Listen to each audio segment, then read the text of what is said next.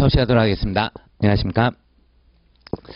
자, 반갑습니다. 여러분들 계속 한여름에 무지하게 1차까지 형법, 괴로웠죠? 시험 볼 때. 저도 이제 시간 한번 재가지고 풀었었는데, 저도 3개 틀렸어요. 3개 틀렸을 정도로 개수를 갖다가 그렇게 무자비하게 낼 줄은 몰랐었는데, 뭐, 그 덕에 점수는 다운이 됐을 거고요. 발표는 이제 며칠 안 남았네요. 어쨌든, 우리가 뭐, 1차가 잘 돼서 2차 가면 이제 좋고, 아니더라도 우리가 유예가 없기 때문에 바로 이제 준비를 좀 해야 될 그런 가능성이 높아요. 그래서, 오늘부터 일단은 형법 2단계, 1차 해가지고 이제 하게 되는데요.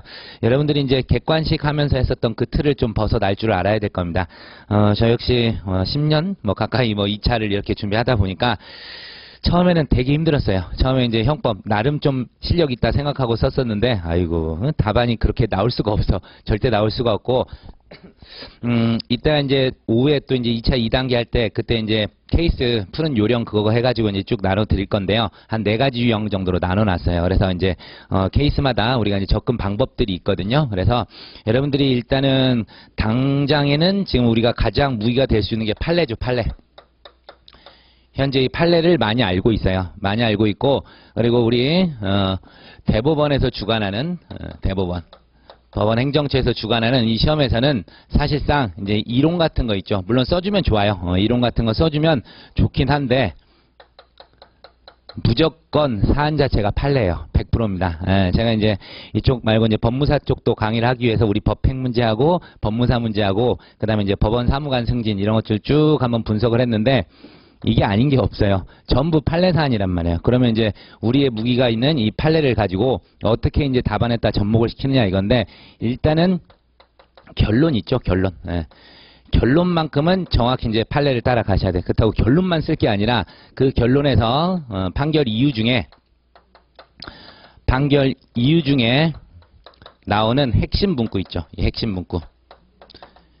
이 핵심 문구를 암기를 일단 하셔야 돼요. 1차와 달리 우리가 2차에서는 무조건 써줘야 된단 말이에요. 1차에서는 딱 보고 오케이 하고 이제 이렇게 찝어갈 수가 있었는데 이제는 우리가 아는 판례에서 결론이 중요한 게 아니라 판례 사안을 딱 보고서 이게 이렇게 됐었지 해서 결론을 딱 목적을 잡아놓고 여기가 이제 목표죠. 결론이 목표가 되는 거죠.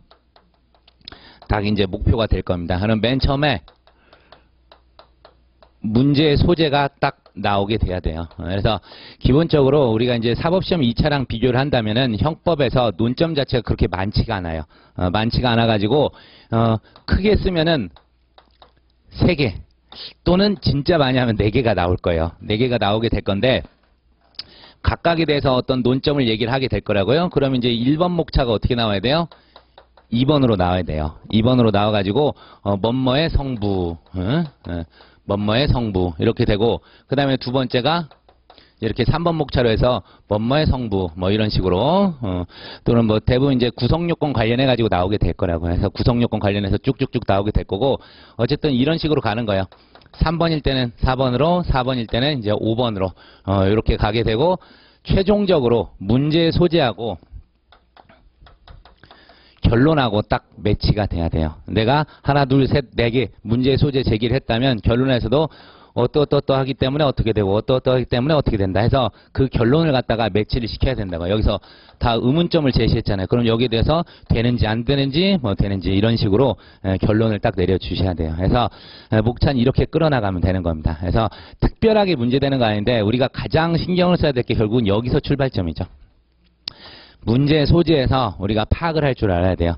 이거 못 써버리면 이 목차 뒤에 안 나와. 뒤에 안 나오고 결론도 쓸 게 없어버린단 말이에요. 물론 이제 우리가 결론은 알아. 왜 판례 사안이니까.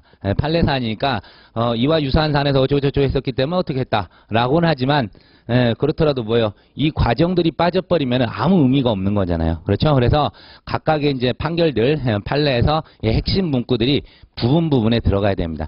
여러분이 논점 하나를 썼는데 판례가 없어. 자기가 잘못 알고 있는 거예요, 지금.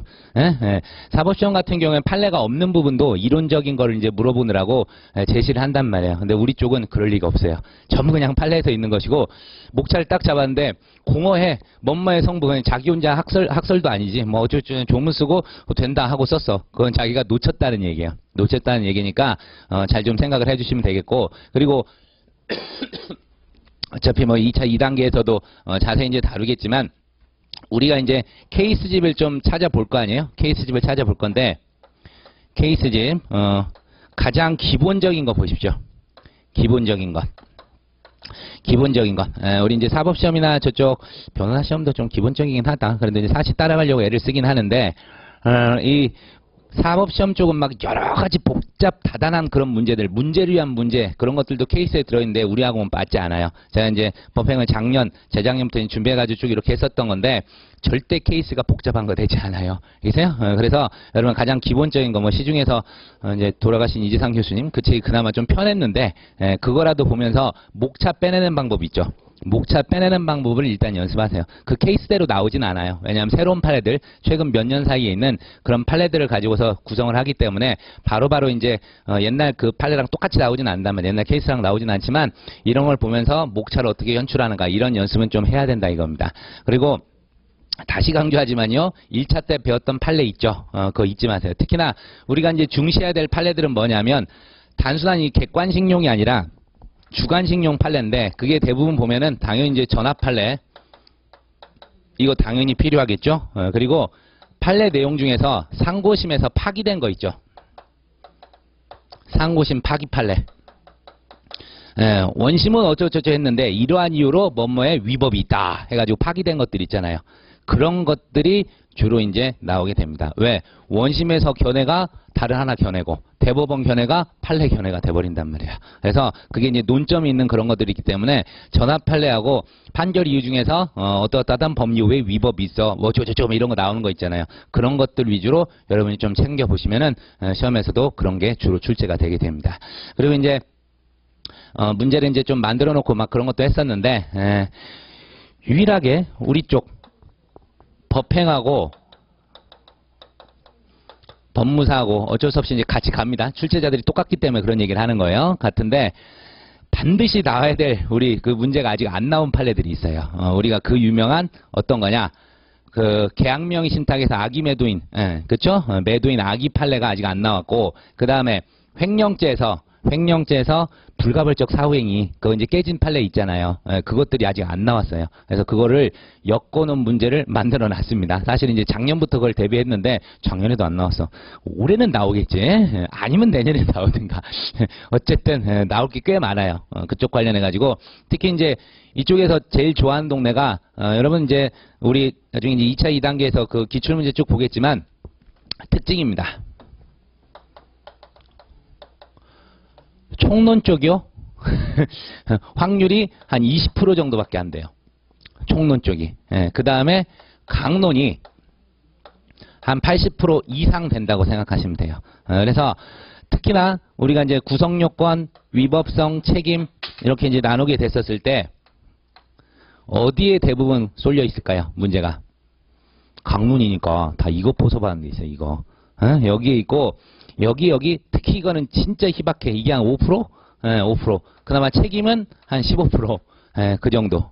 그렇게 되는 거예요. 그리고 하여튼 목차 구성하는 방법들 열심히 연습을 하셔야 되는데 도중도중 제가 말씀드리고 또 이 책에다가 좀 급히 만드는 거 조금 그래요.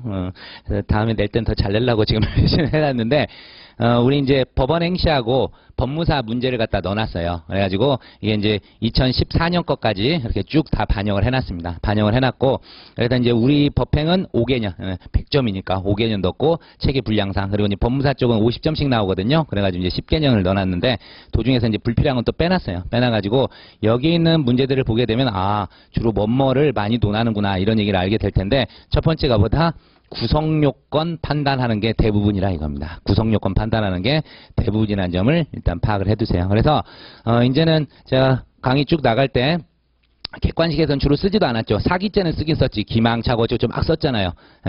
지금부터는 이제 옆에 쓰고 갈 겁니다. 그래서 각각 구성요건을 하나씩 써놓고 갔었을 때 여러분 계속 옆쪽에 보면서 목차를 보면서 따라오셔야 될 거예요. 강론 부분 특히 갈 때는.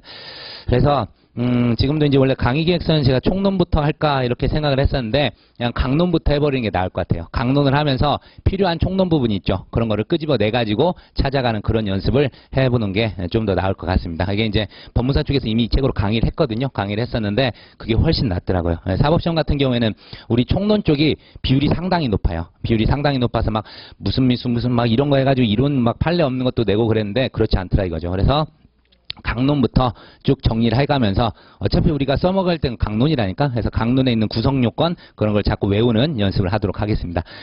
다시 강조하지만 여러분 이제는 눈으로 익히는 게 아니에요. 써보는 거예요. 써보는 거. 그래서 계속 이제 우리가 복습을 할 때도 어떻게 해야 돼요? 옆에다가 자기가 목차를 한번 미리 쓰세요. 미리 쓰시고 딱 책에 있는 것대로 이렇게 그렇게 써놓고 계속 판례 이렇게 눈여겨보면서 내가 지금 어디 하고 있지 딱 보고 이 판례 이게 보관 횡령이라면 보관자 관련된 이 판례였지 이건 긍정했지 부정했지 이런 식으로 연습을 해가면서 OX 위주로 일단 결론을 내려주세요. 내려놓고 그 다음에 좀 더 연습을 해가면서 이제 핵심 아까 얘기했던 핵심 문구 암기해가면서 한 번씩 써보세요.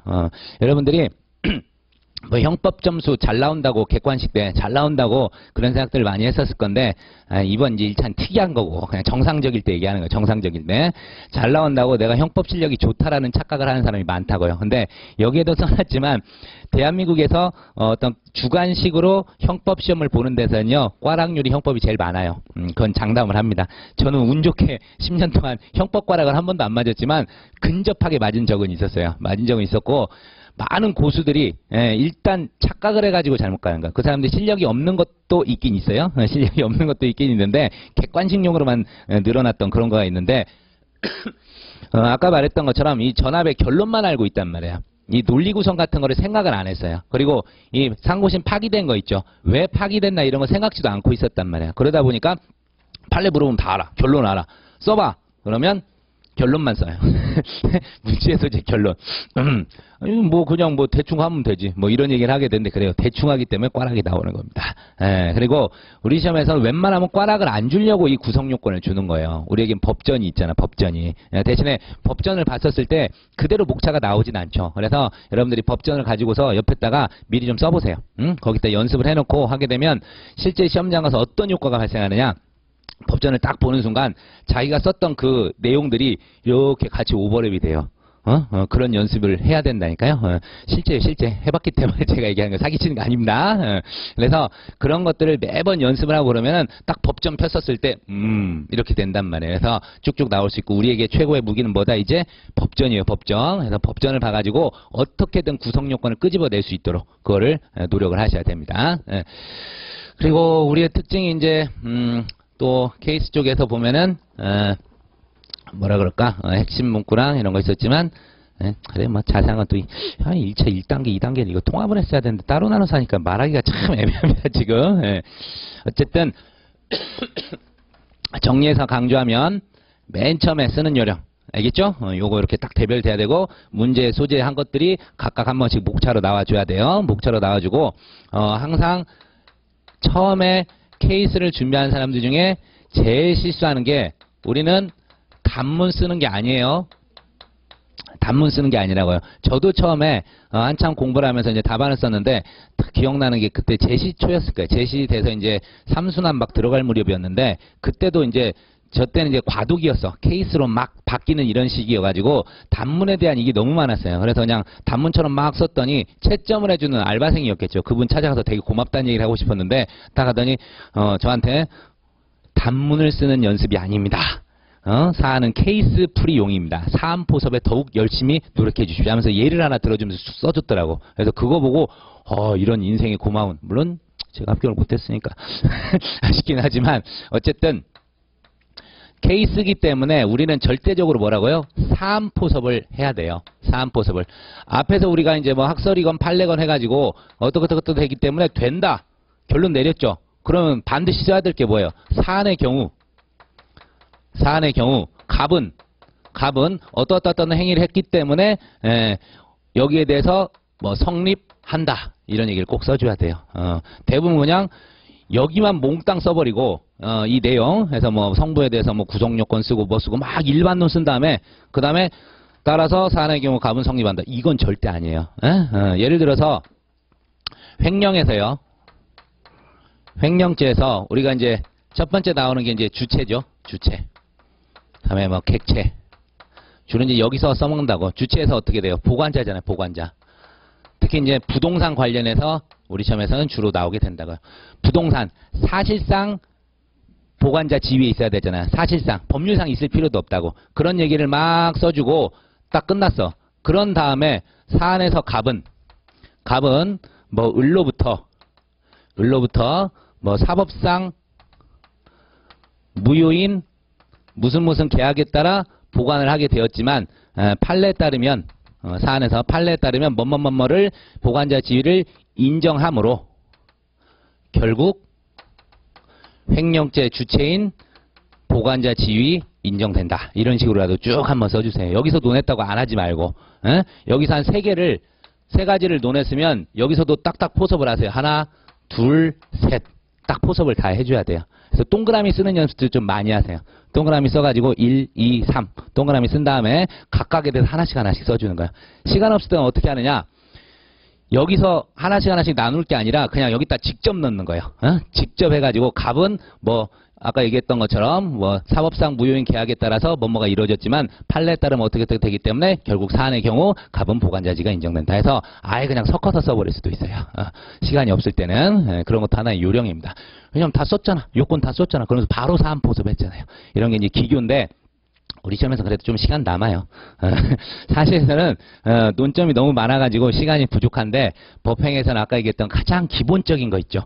기본적인 것들을 내주고 판례도 그렇게 논점이 많지 않기 때문에 최대한 양 채우기가 힘들 거예요. 솔직히 양 채우기가 힘들어. 나중에 이제 오후에 그 기출문제 보게 되면 별 말이 없어. 쭉 쓰고 좀 더 뭔가를 더 하고 싶은데 그냥 끝. 논점이 별로 없네. 양 채우기가 제일 힘들어. 그래서 이렇게 막 도중에 막 넣어가는 그런 거 없을 거예요. 하나씩 쭉쭉쭉 요건 써주고 각각 하나씩 포섭해주는 이런 작업을 하더라도 충분합니다. 충분하고 막 답안지가 남을 거예요. 그러니까 그것도 요령이 있어야 돼요. 띄어쓰기라든가 이런 것도 그리고 답안 맞추는 것도 연습 많이 해야 돼. 이렇게 해서 저 이제 하도 많이 쓰니까 이 목차가 지금 칠판에 썼는데도 비슷하죠. 칠판에 쓰는데도 비슷하잖아. 이게 좀 더 앞으로 나와야 돼. 좀 앞으로 나오고 조금씩 뒤로 가면서 이게 일목요연하게 자동으로 이게 완성이 돼요. 어떤 친구들은 시작하기 전에 답안지에다가 이렇게 연필 심 이렇게 없애가지고 어떻게 이렇게 쭉 자국을 한번 내는 선수들도 있어. 진짜 선수들이죠. 그래서 그걸 갖다 3칸 정도를 나누는 거야. 로마자 1, 이거 1, 그 다음에 이제 이거 1 이렇게 들어가는 거 있죠.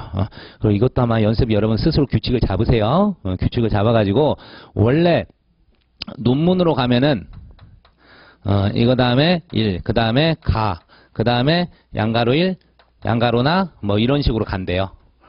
가겠구나. 이런 식으로 가는데 잘 안 돼. 안 되고 저는 항상 그냥 연습하는 게 이러고 있어요. 1, 양가로 1, 반가로 1. 그 정도까지밖에 쓸 일이 없어요. 사실상. 그 4까지는 쓸 일이 거의 없습니다. 그래서 어떻게든 여러분들이 스스로 쓰는 그 약속을 해놓고 가세요. 약속을 해놓고 가야 되고 그것도 통일성 없이 한 번은 이런 식으로 가놓고 한 번은 막 이런 식으로 간다. 이것도 보기가 안 좋아요. 그래서 이거 연습이 제일 좋긴 해요. 이게 이제 논문 쓴 그 과정이라 그러니까 어쨌든 뭐라도 하나 약속을 해서 통일되게 쓰십시오. 통일되게. 인상이 이 친구가 좀 준비했구나 이런 연습 느낌을 줘야 되지. 이 친구가 그냥 와서 놀러 왔구나 이런 생각이 들면 절대 안 돼요. 물론 이제 지금 우리가 노는 선수들이 없겠죠. 유해가 사라져 버렸기 때문에 바로바로 해야 되는데 어쨌든 이런 거 잘 좀 생각을 해두시고요. 그리고 마지막에 가서 여러분들이 이제 항상 우리가 구성요건 위법성 책임 아까도 이제 얘기를 했지만 우리 시험에서는 대부분 여기서 끝날 거란 말이에요. 끝나게 되면 위법성 책임은 이제 어떻게 쓸 거예요? 어떻게 쓸 거예요? 그게 이제 또 관건이 되더라 이거지. 그래서 분명히 죄가 한 3가지나 4가지 정도 된다 그랬잖아요. 3가지나 4가지 됐었을 때 특별히 위법성 책임 없으면 처음에 논하지 마세요. 논하지 마시고 결론 가가지고 쭉 다 쓴 다음에 사안의 경우 갑에게 특별히 위법성이나 책임 조각 사유가 존재하지 않기 때문에 갑은 죄책을 진다, 책임을 진다 이런 식으로 정리를 하세요. 제가 시험 볼 때 한번 어떻게든 구의책을 써보겠다고 해가지고 각 죄마다 해당한다. 사안의 경우 위법성의 책임은 없다. 또 다음 목차 가서 해당한다. 위법성이 실전에서 이러고 있었더라고. 그래서 미쳐버린 줄 알았어. 근데 이미 써버렸기 때문에 밑에서 안 쓸 수가 없는 거예요. 그래서 시간 낭비를 좀 했었는데 알겠죠? 아예 그냥 앞에서 다 써버리고 뒤에 가가지고 결론적으로 사안의 경우 달리 갑에게는 위법성이나 책임 조각 사유가 존재하지 아니한다. 이렇게 해서 그냥 끝내버리세요. 알겠죠? 그래서 각각 이제 나중에 문제 보면서 또 이제 말씀드리도록 하겠습니다.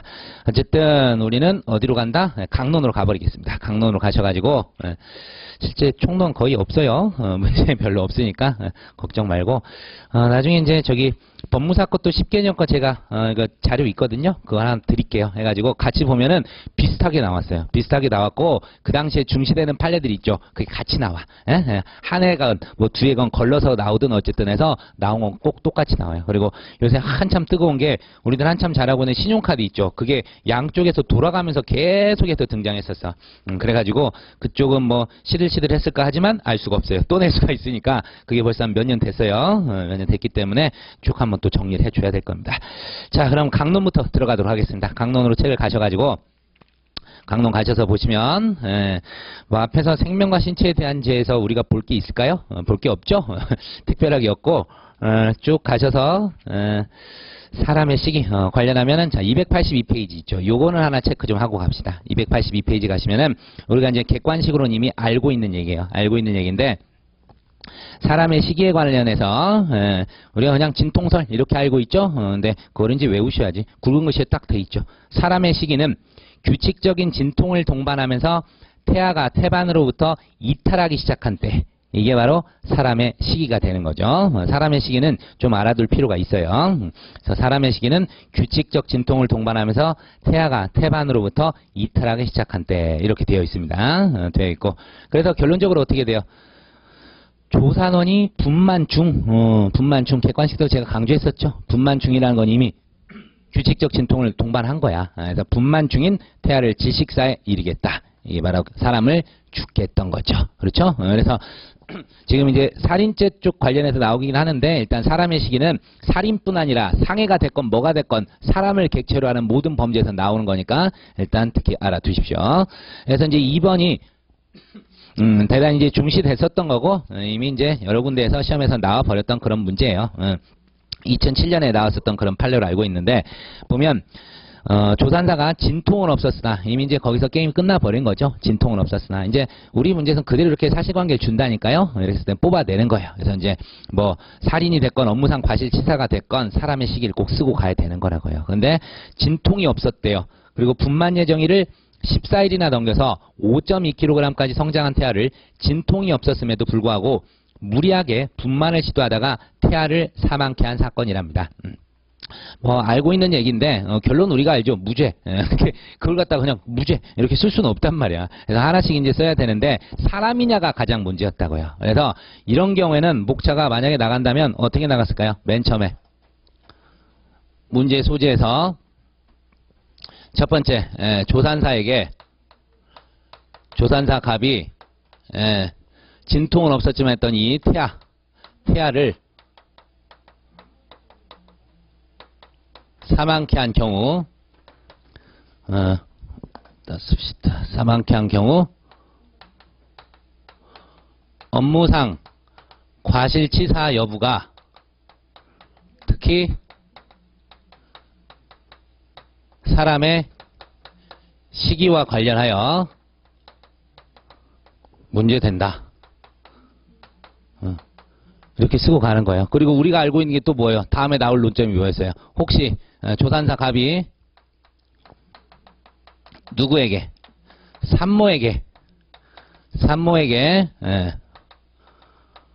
업무상 과실치상죄가 성립되는지 여부도 검토한다.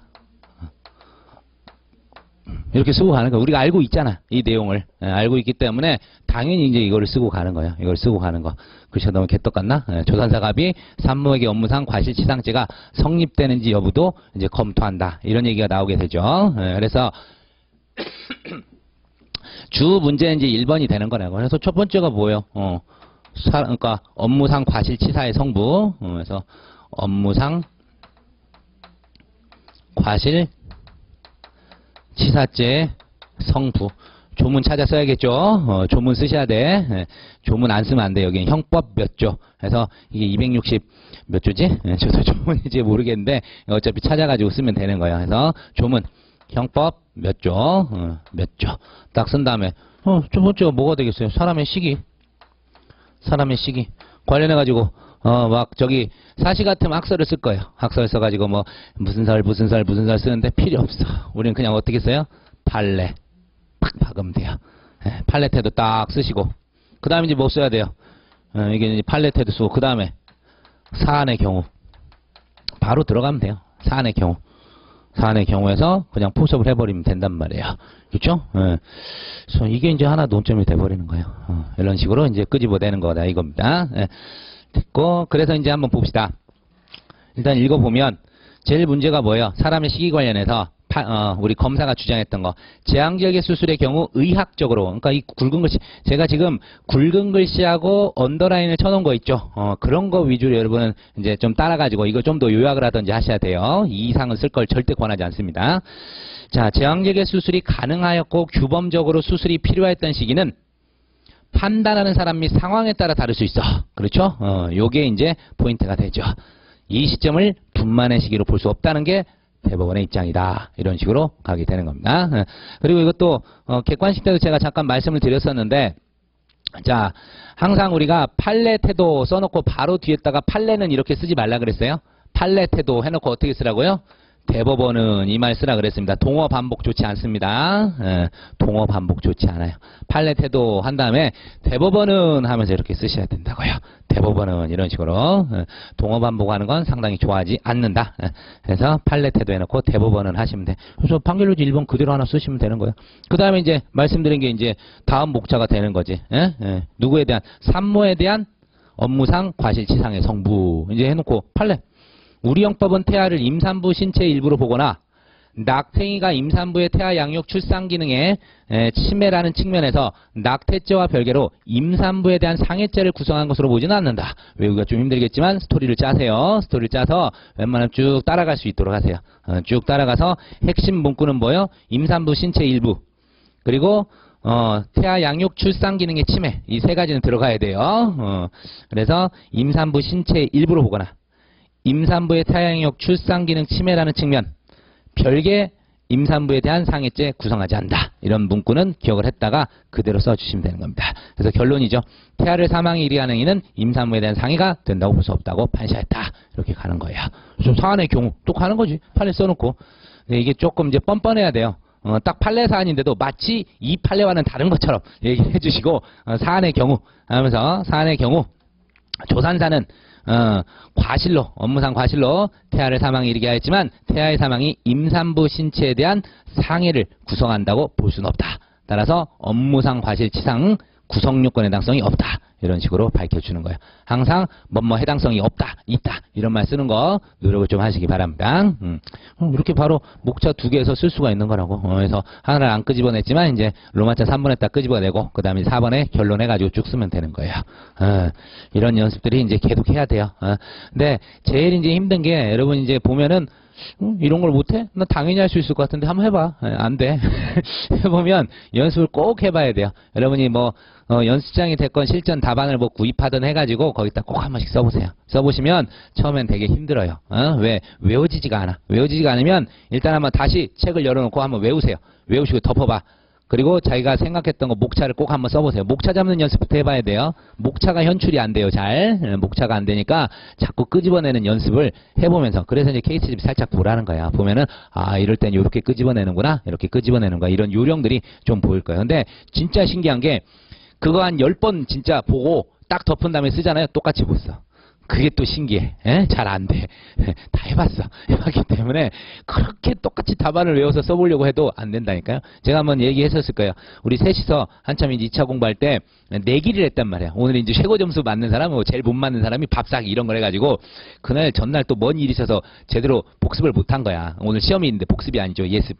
했는데 못해가지고 뭔 짓을 했냐, 부정행위를 했단 말이에요. 미리 가가지고 제가 오후반을 봤단 말이에요. 오전반도 시험이 있어. 가서 미리 가가지고 답안을 빼왔어. 그래서 막 연락 외우고 가서 딱 쓰는데 그래도 잘 안 나왔어. 그래도 생각보다 안 나오더라니까요. 그게 다 그렇게 돼요. 그래서 여러분들 하여튼 꼭 써봐야 돼요.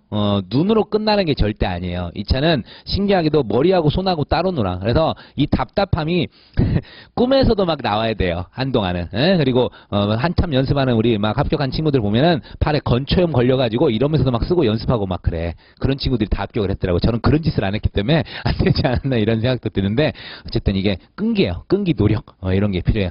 나중에 되면 내용 이런 거 모를까요?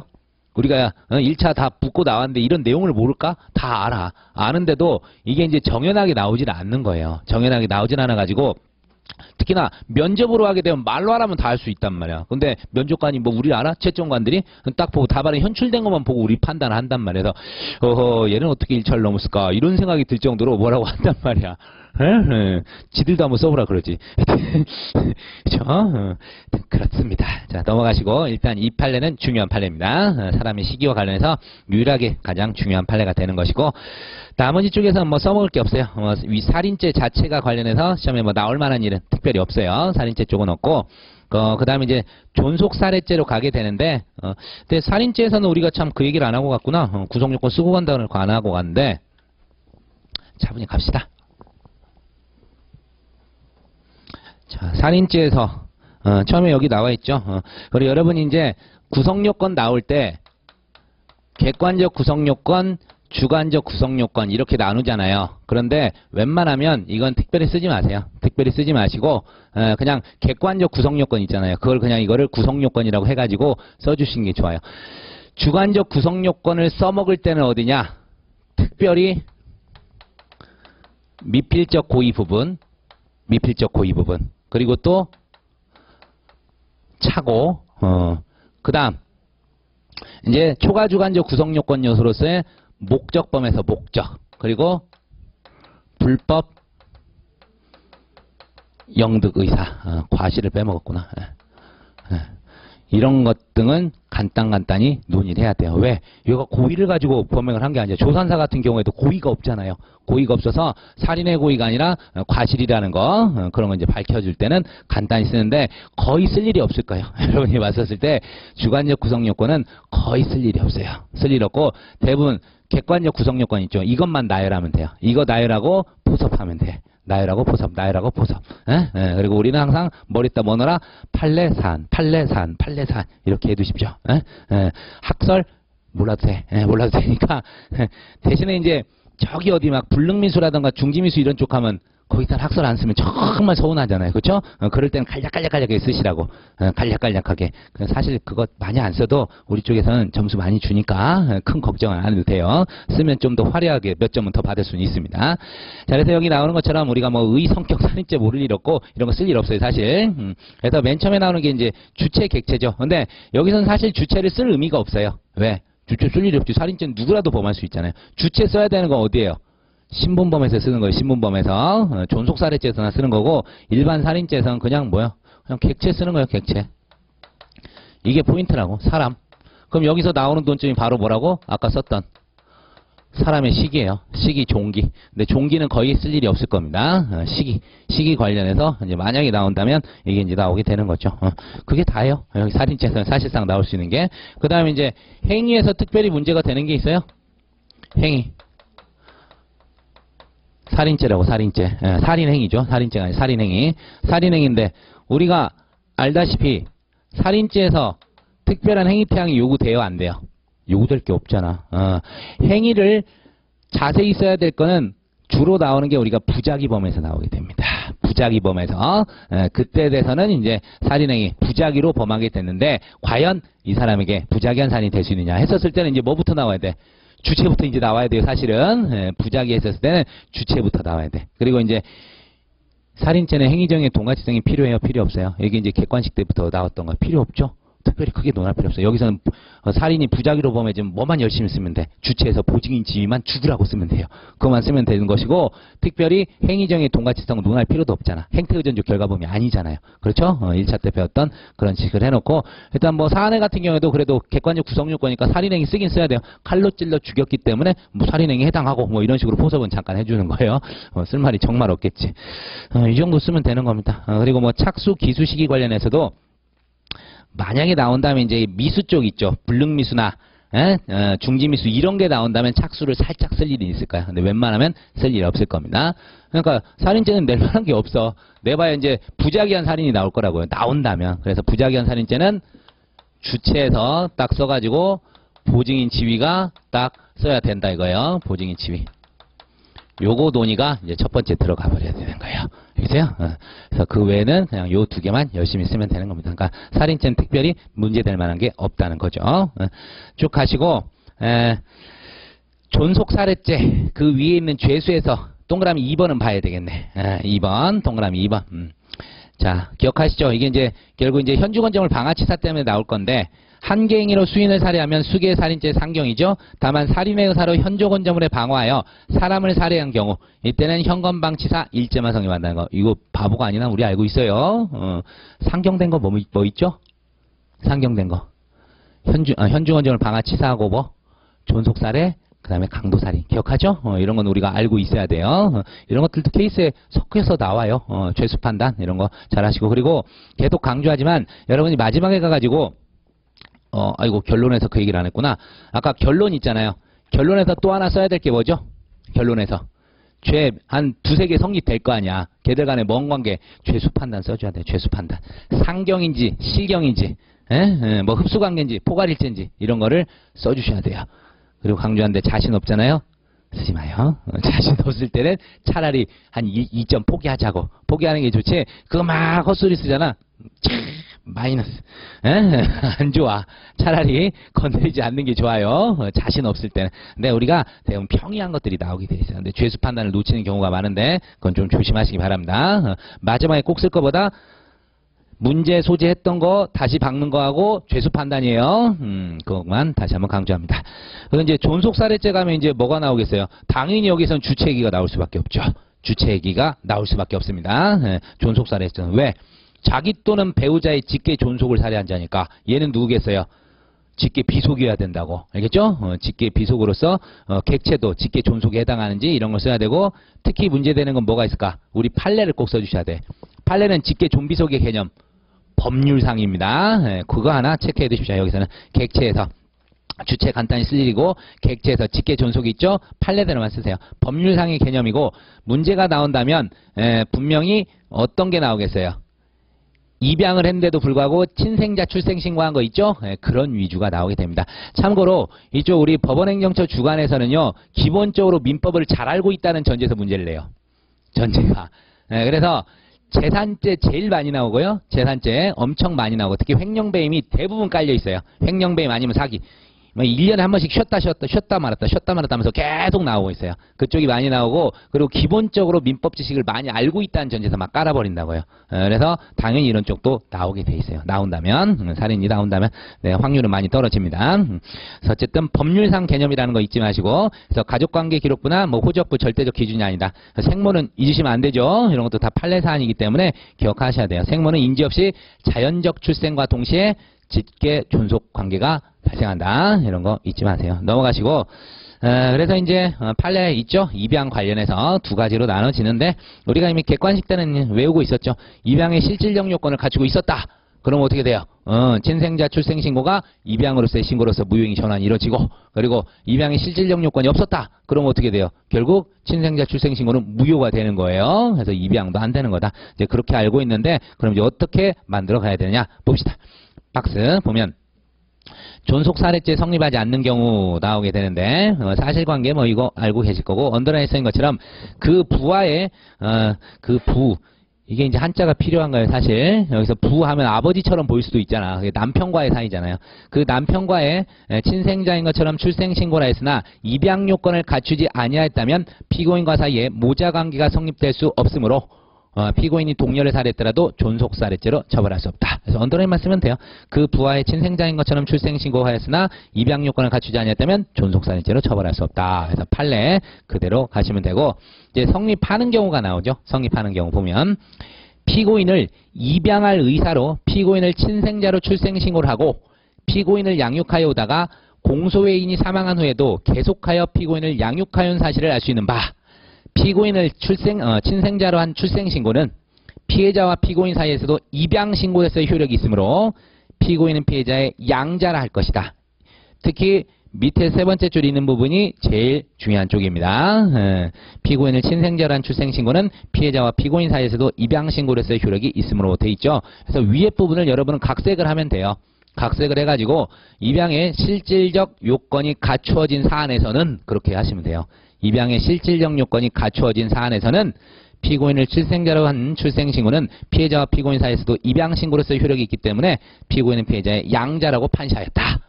그렇게 하면 돼요. 그래서 사안의 경우 갑은 입양의 실질적 요건은 갖추어진 걸로 보인다. 따라서 친생자 출생신고는 입양신고로서의 효력이 있고, 따라서 법정 친자 관계에 있는 자가 존속을 살해했으므로 존속살해죄 성립한다. 이런 식으로 포섭을 하는 겁니다. 됐어요. 그렇게 어려운 건 아니에요. 어려운 거 아니고, 계속해서 이제 또 우리가 객체 쪽에서 이제 배우자의 직계 존속도 있다는 거 놓치지 마세요. 장인 장모 또는 뭐 시아버지 시어머니 나오게 되는데, 여기도 법률상이라는 거 그거 하나만 체크합시다. 법률상이라는 거 체크하시고, 동그라미 2번에 있는 게 예전에 이제 사법시험에서 출제됐던 얘기예요. 보면 배우자는 살아있는 배우자만 의미합니다. 그래서 이미 사망한 배우자의 직계 존속, 그러니까 이미 사별을 했어. 그런 다음에 직계 존속을 살해한 경우에는 존속 살해가 아니야. 다만 동일한 기회, 먼저 배우자를 죽이고 죽였다. 이럴 때는 존살이 된다는 거 알고 계실 겁니다. 됐죠? 다만 배우자의 신분관계는 실행의 착수시에 존재하면 족하므로 동일한 기회에 배우자를 먼저 살해하고 직계존속도 살해했었을 때는 본죄가 성립하게 된다는 거 알아두고요.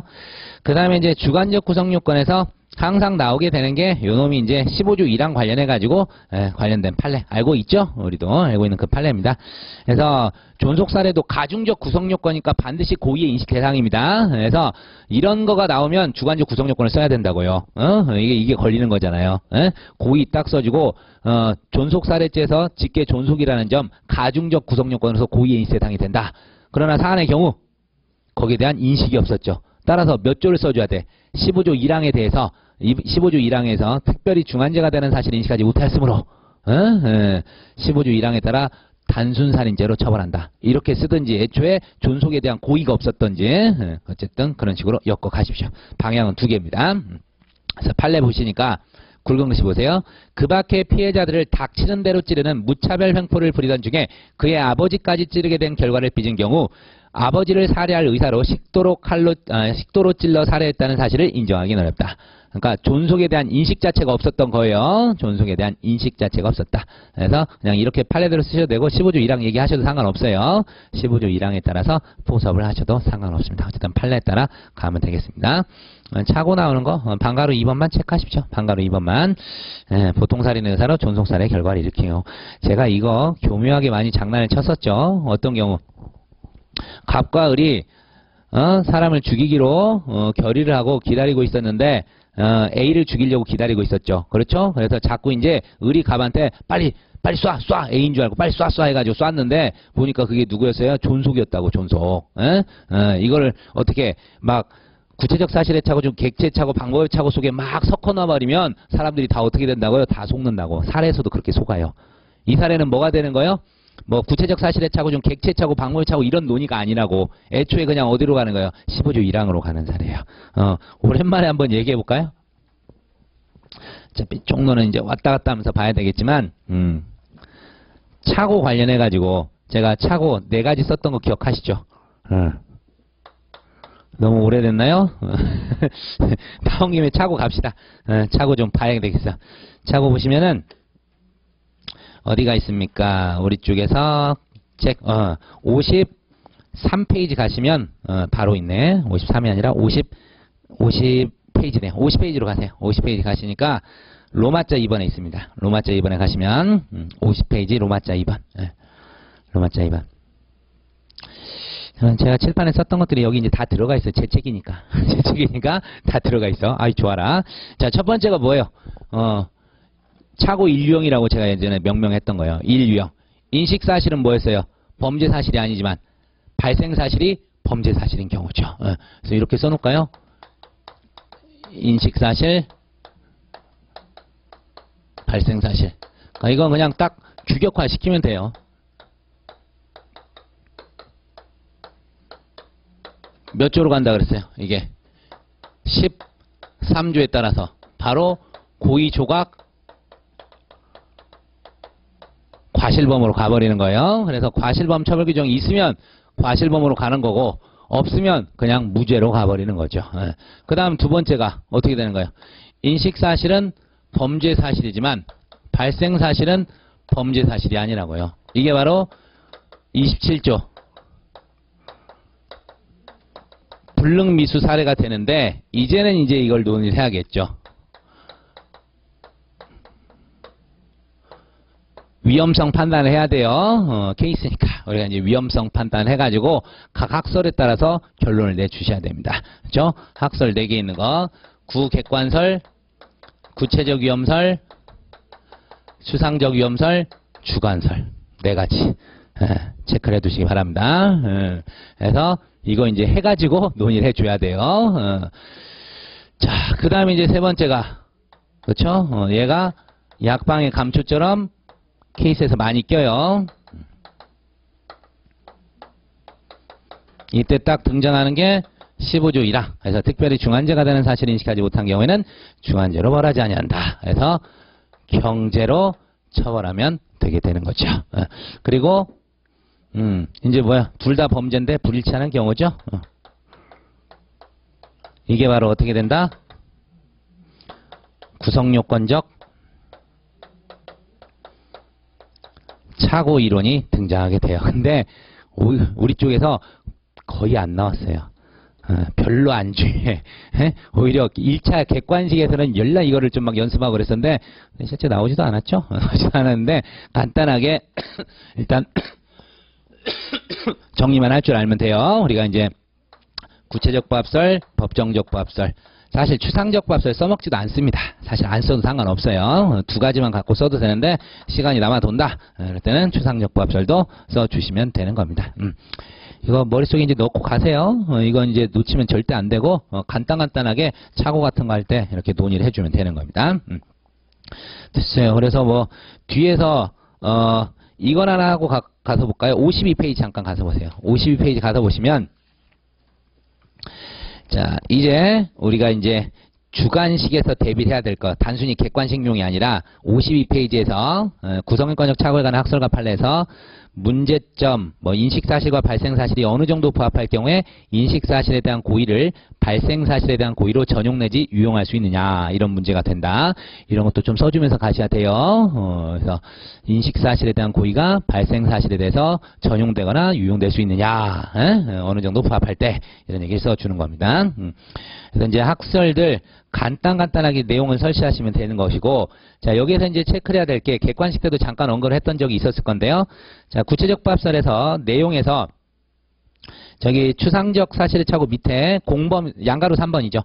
공범이나 간접 정범에 있어 정범의 차고 있죠. 이런 문제는 좀 어렵습니다. 좀 어렵게 되는데 판례가 없어서 사실 나오기가 힘들어요. 그렇지만 일단 체크해놓고 갔습니다. 정범이 객체의 착오를 했어요. 기억하시죠? 정범이 객체의 착오를 했다. 그랬을 때 교사범이나 간접정범은 무슨 착오로 간다고 했어요? 방법의 착오로 기억하라 그랬죠. 아예 그렇게 밀고 가서 보십시오. 보시면 이 경우 교사범이나 간접정범에게도 객체의 착오라는 견해도 있으나 이렇게 짧게 가고 하는 거예요. 다른 견해. 객체의 착오라는 견해도 있으나 피교사자가 객체의 착오를 범한 것은 교사자의 입장에서는 객체가 달라진 것은 물론이고 중간 매개인을 통하는 인과과정도 달리 진행된 것이다. 그 부분을 체크해 두십시오. 중간 매개인을 통하는 인과과정도 달리 진행된 것이다. 그래서 뭐로 가자고? 방법의 착오로 가자는 거야. 객관식 때는 우리가 그냥 결론만 외웠었는데 논거를 기억하셔야 되겠죠. 객체가 달라진 것뿐 아니라 중간 매개인을 통한 뭐도 달라졌다? 인과과정도 달리 진행됐다. 요런 말 하나 써두시면 이제 깔끔하게 되겠죠. 우리가 항상 결론을 아는데 그거 연결해주는 디딤돌 되는 그 문구를 구사할 줄 알아야 돼요. 근데 이제 그 디딤돌 되는 문구가 생각이 안 나면 뻔뻔하게 그냥 쓰고 가는 거예요. 생각이 안 나면 그렇다고 안 쓸 수는 없잖아. 그래서 방법의 착오로 보는 게 다다다 그냥 막 밀고 가는 거야. 생각나는 대로 해가지고 어떻게든 밀고 가세요. 그래서 그거 하나 체크를 해두시면 되고, 정범이 방법 착오한 거는 차이 없어요. 당연히 방법의 착오가 되는데, 그 다음에 이제 나오는 경우가 예상의 사실이 병발한 경우 있죠. 예상의 사실이 병발한 경우가 있는데, 이거는 어떻게 제가 외우라 그랬습니까? 병발 사례는 무조건 구체적 법설로 풀어야 돼요. 병발 사례는 법정적 법설 해결이 안 돼요. 그래서 여러분이 만약에 이런 쪽에 논점이 나온다면 어떻게 가야 되냐면, 평상시에 본인이 법정적 부합설을 택했다 할지라도 이거 포기해야 돼요. 포기하고 구체적 부합설을 택해버려야 돼요. 괜히 학설에 따라서 다 써봐야 이거 나올 수가 없다니까. 법정적 부합설은 아예 제가 써놓지도 않았을 거라고. 학설 4개가 있는데 다 법정적 법설 아니에요. 자기들끼리 법정적 법설 내서 다른 견해 막 차용하면서 이상한 얘기들 해버린다. 그래서 애초에 병발 사례가 나와버리면 여러분은 법정적 법설을 비판하면서 까버리셔야 돼. 그래서 나는 구체적 법설을 택하겠다 해놓고 가져야 돼요. 안 그러면 절대 해결이 안 됩니다. 그래서요. 그래서 병발 사례가 나왔을 때는 법정적 법설 포기하셔야 돼요. 포기하시고 구체적 법설로 가가지고 해결해 주셔야 돼. 그래서요. 법정적 법설로는 병발 사례가 절대 해결이 안 돼요. 한번 가서 봅니다. 1번. 예상의 사실이 병발한 경우. 첫 번째. 갑에게 발사한 탄환이 갑과 을을 관통하여 양자가 모두 죽어버렸대요.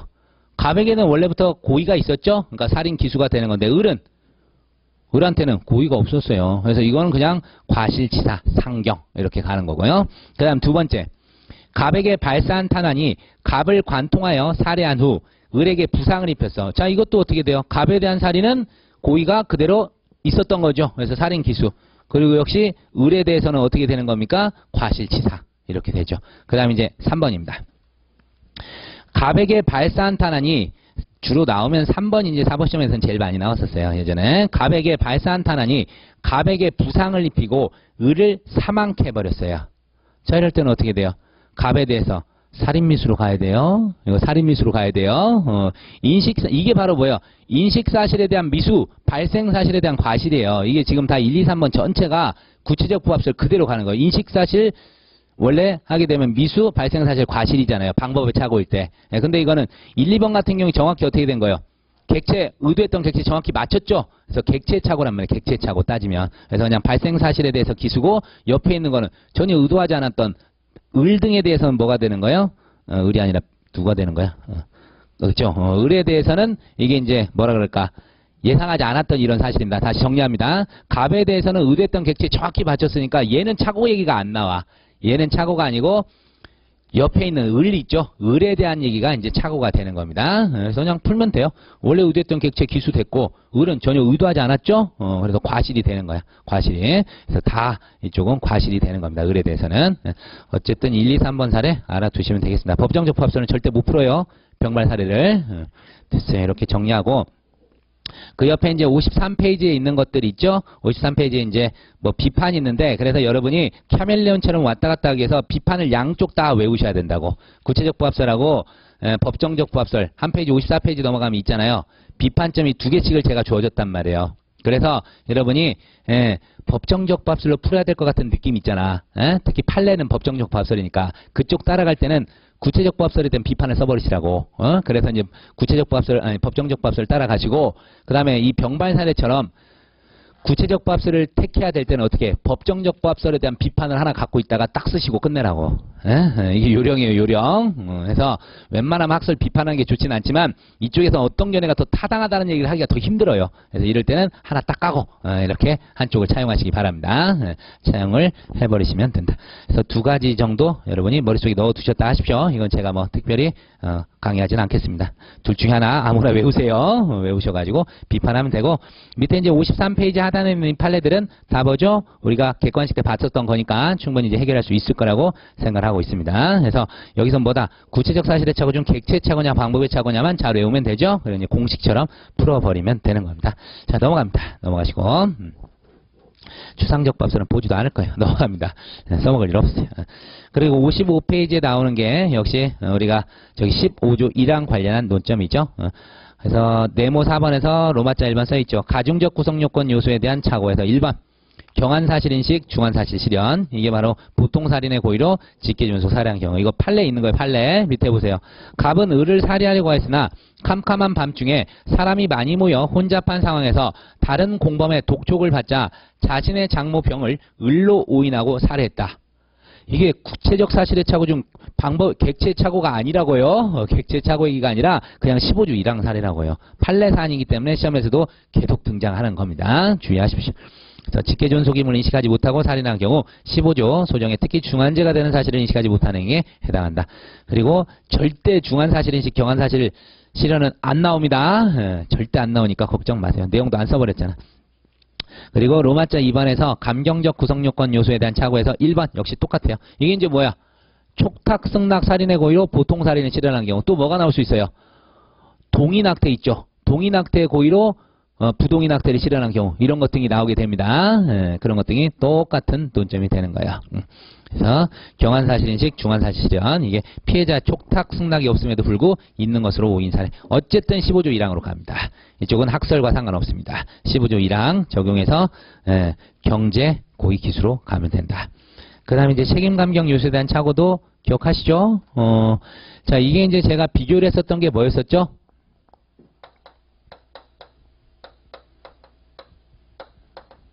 친족 상도례에서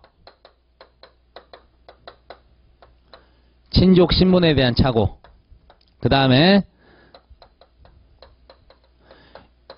영아살해죄에서 특별한 책임 표지에 대한 착오 두 개를 구분해서 기억을 하라 그랬었습니다. 자, 보면 친족 상도례 관계에서 친족 신분의 착오 의미 있어요, 없어요? 의미 없죠. 왜? 이거는 객관적 구성요건 요소가 아니야. 따라서 고의 인식 대상이 아니라서 착오가 아닙니다. 착오가 아무런 의미가 없어요. 착오가 아무런 의미가 없어서 결론적으로 어떻게 판단한다 그랬어요? 이때는 그냥 객관적으로 판단하는 거예요. 착오가 아니라서 따라서 객관적으로 신분이 있으면 당연히 친족상도례 적용을 하는 거고, 친족상도례 적용을 하는 거고, 객관적으로 신분이 없으면 친족상도례 적용이 안 되는 경우죠. 적용이 안 되는 경우예요. 이건 이렇게 가는 겁니다. 객관적 구성요건 요소가 아니다. 따라서 고의인식 대상이 아니야. 그렇기 때문에 착오가 아니고, 착오가 의미 없고, 객관적으로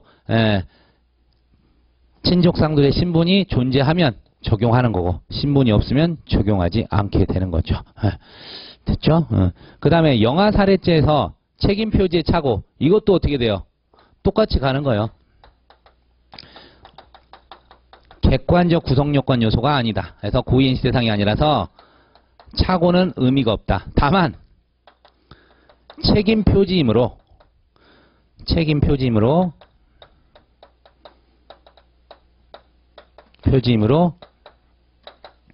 행위자의 인식 표상에 따라 판단한다. 이렇게 쓰면 되는 거야. 어려운 말 나왔네요. 행위자의 인식 표상 이런 말이 드디어 나왔어요.